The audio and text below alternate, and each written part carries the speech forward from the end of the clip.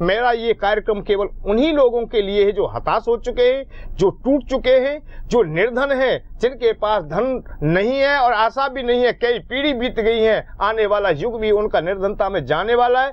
ऐसे व्यक्तियों की सहायता के लिए मैं तत्पर हूँ। धनवान जिनके पास धन है उनकी तो चर्चा ही नहीं है, वो अपना खुशहाल है, कोई परेशानी नहीं है। जिनके पास धन का अभाव है वो अवश्य मुझसे जुड़ जाइए, अर्थात अपने घर में यंत्र की स्थापना कीजिए।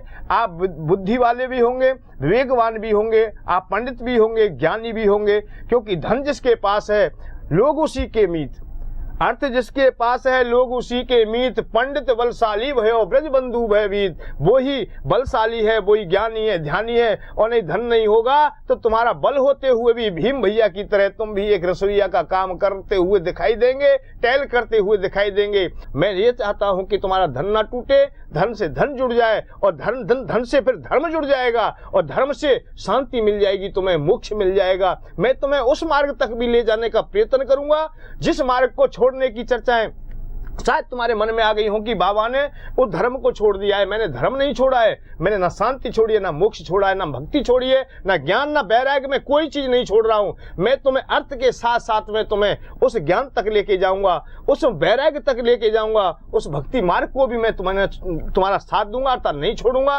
मोक्ष तक भी लेके जाऊंगा। जब तुम्हारे पास धन होगा तो तुम धर्म करने वाले हो जाओगे। आज धन से ही धर्म चल रहा है, धर्म धन पर ही निर्भर है। इसे एक इशारे मात्र से आप लोग समझ जाइए, आप टेलीविजन के माध्यम से समझ जाइए, चाहे किसी आश्रम में जाकर के भी देख लीजिए, कहीं ना कहीं चाहे संत महात्मा कोई कितना भी त्यागी तुम्हें दिखाई दे, चाहे फलाहारी दिखाई दे, चाहे जलहारी दिखाई दे, परंतु उसके साथ ही कहीं ना कहीं अर्थ भी उसके पास दिखाई दे जाएगा।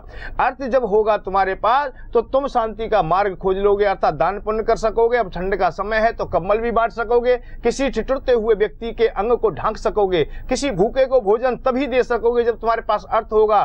आप धार्मिक हो जाओगे। दान करने के बाद शांति का मार्ग मिलता है, इसे नोट कर लीजिए। हृदय में दान देने के बाद जो सुख मिलता है वो मांगने या लेने के बाद में नहीं मिलता है, अर्थात उधारी करने के, कर्जा लेने के बाद शांति नहीं मिलती है। शांति तब मिलती है जब दान करते हैं, और वही श्रेष्ठ धन हो जाता है, वही श्रेष्ठ कर्म हो जाता है। देश धर्म जाति या गरीबों की सहायता करने के लिए तुम तत्पर हो जाते हो। तो मैं तुम्हें लोभ की चर्चा नहीं, अर्थात मैं लोभी नहीं बनाऊंगा। मैं तो तुम्हें स्वाभिमानी बनाना चाहता हूं। स्वाभिमानी ही नहीं, मैं तो तुम्हें आदर वाला बनाऊंगा, मैं तो तुम्हें भक्त बनाऊंगा, तुम्हें दानी बनाऊंगा, तुम्हें ज्ञानी बनाऊंगा। उस मार्ग की ओर लेके चलूंगा जहां से तुम पुष्ट हो सकोगे। मैं तो ये कह रहा हूं कि कोई भी क्रियाकलाप होता है, सभी क्रियाकलाप धन पर निर्भर है, और वित्त मंत्री केवल एक ही है जिनका नाम कुबेर जी है।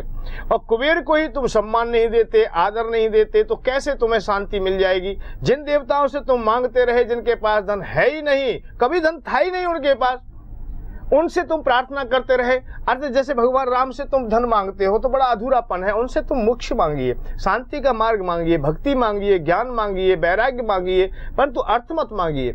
और अर्थ तुम मांगते हो तो इसीलिए तुम्हें निर्धनता आ जाती है कि जिस व्यक्ति के पास जो नहीं था वो सौदा मांगा है तो वो देगा कहां से? देगा नहीं, और रुष्ट और हो जाएगा है। इसलिए आप लोग अपने हृदय में भक्ति मार्ग अपनाते हैं तो कृष्ण भगवान की पूजा करें, भगवान राम की करें, नारायण भगवान की करें, और यदि कमजोरी रहती है तो लक्ष्मी माँ की पूजा करें, वो तुम्हें मिला देंगी उनसे।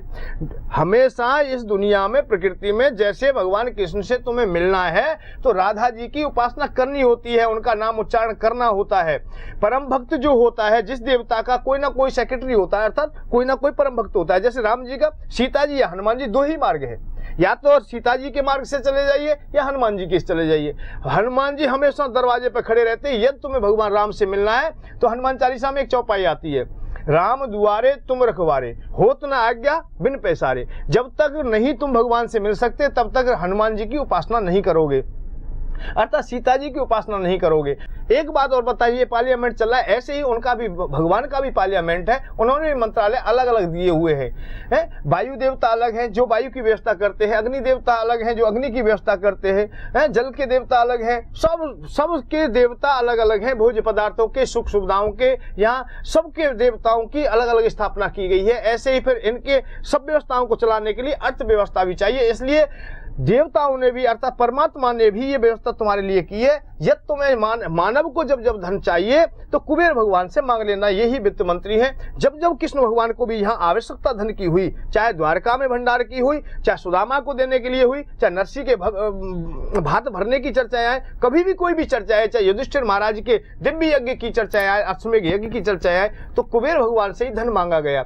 आपको धन चाहिए तो कुबेर भगवान से मांगिए, बाकी के तो आप लोग भक्ति मार्ग मांगिए, ज्ञान मार्ग मांगिए, वैराग्य मार्ग मांगिए, अर्थात शांति का मार्ग मांगिए।